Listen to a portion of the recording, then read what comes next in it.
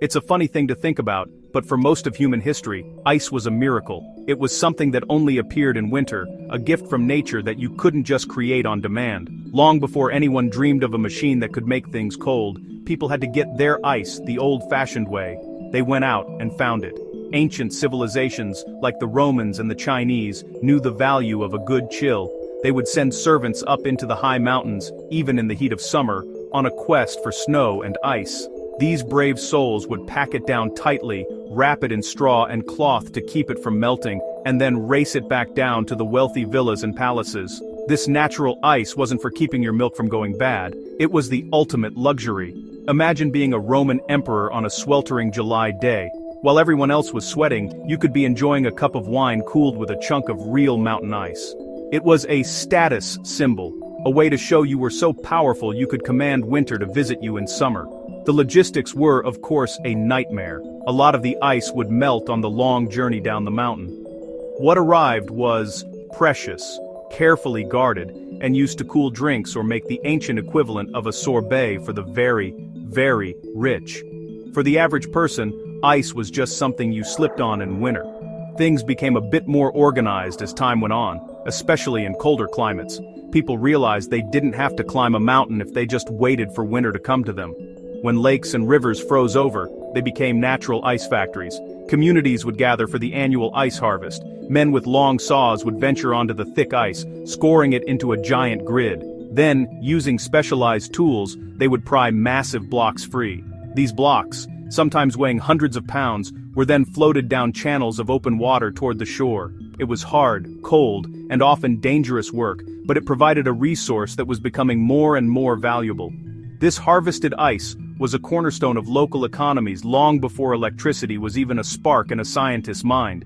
The ice harvest was a major event, employing dozens of people and providing a product that could be stored and sold throughout the year. The sheer scale of it is hard to imagine now.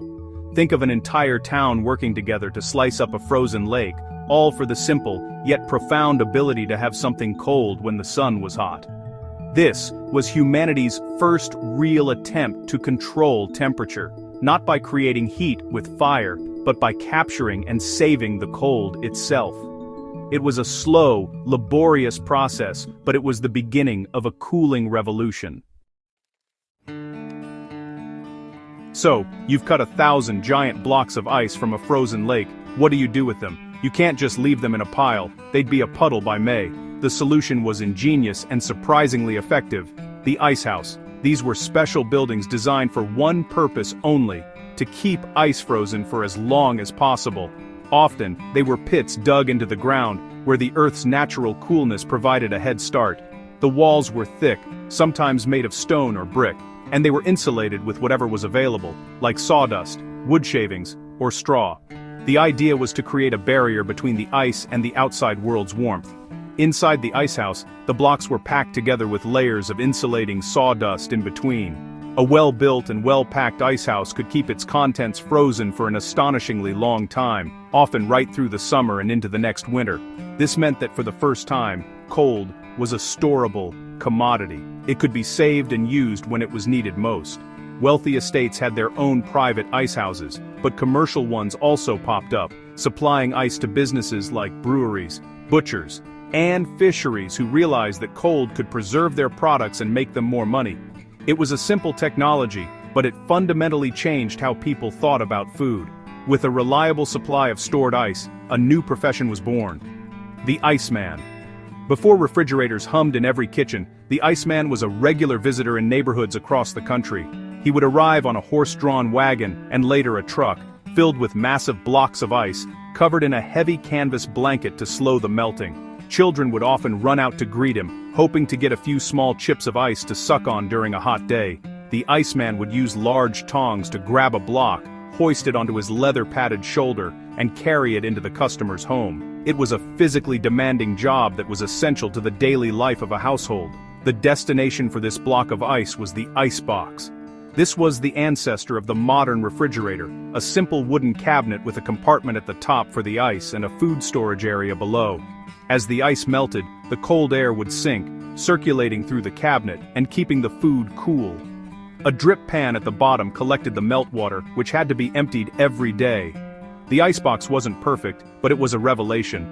It allowed families to store perishable foods like milk, butter, and meat for days, instead of hours. This meant fewer trips to the market and, more importantly, less food spoiling, which made life safer and more convenient.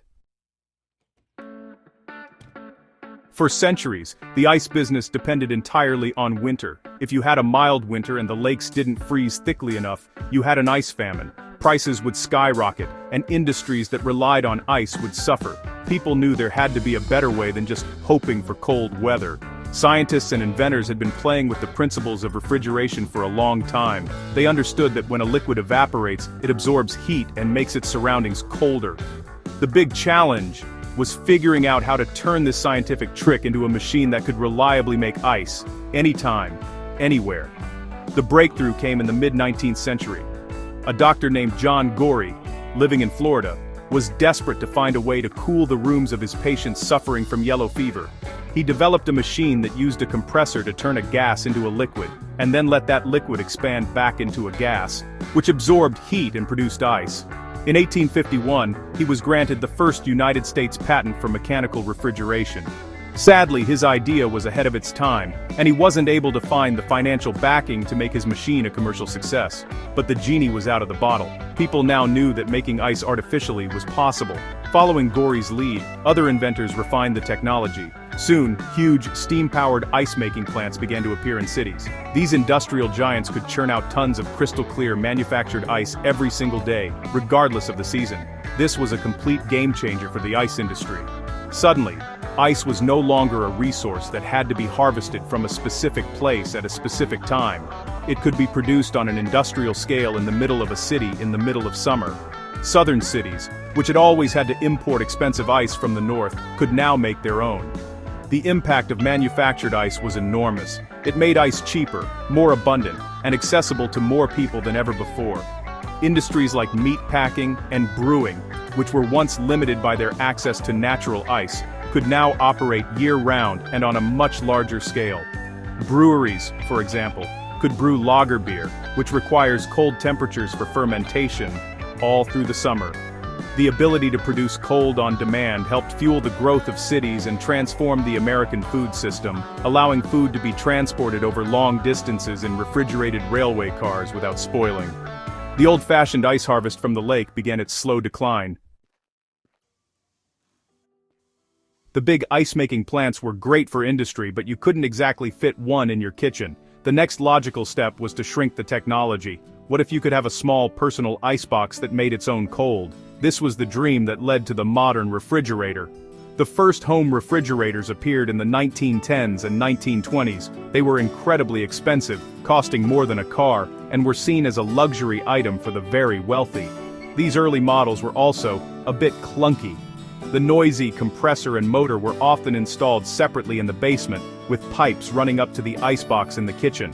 As manufacturing techniques improved, refrigerators became more compact, more reliable, and, most importantly, more affordable.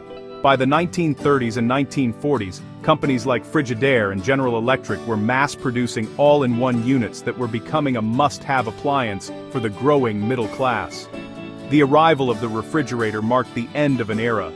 The daily visit from the Iceman became a thing of the past, and the messy drip pan of the old icebox was forgotten. The refrigerator offered a new level of convenience. It provided consistent, reliable cold 24 hours a day, without any effort. It even came with a tiny freezer compartment for making your own ice cubes. The refrigerator didn't just change kitchens, it changed society itself. It fundamentally altered how people shopped for and consumed food. With reliable cold storage, the daily trip to the butcher or grocer was no longer necessary. Homemakers could now do a big, weekly shop, buying food in larger quantities and storing it safely. This paved the way for the rise of the modern supermarket. The refrigerator also expanded the variety of foods people could eat. Leftovers could be safely stored and eaten the next day, reducing food waste. Frozen foods, once a novelty, became a household staple, offering quick and easy meals. Today it's almost impossible to imagine life without a refrigerator. It is the silent, humming heart of the modern home. a piece of technology we completely take for granted. Its importance goes far beyond simple convenience. Refrigeration is a cornerstone of public health, dramatically reducing foodborne illnesses by keeping bacteria at bay. It allows us to have access to a safe, fresh, and diverse supply of food from all over the world, from fresh milk and crisp lettuce to life-saving medicines like insulin. That simple cold box in your kitchen is the final destination on a long and incredible journey that started with people climbing mountains for a handful of snow.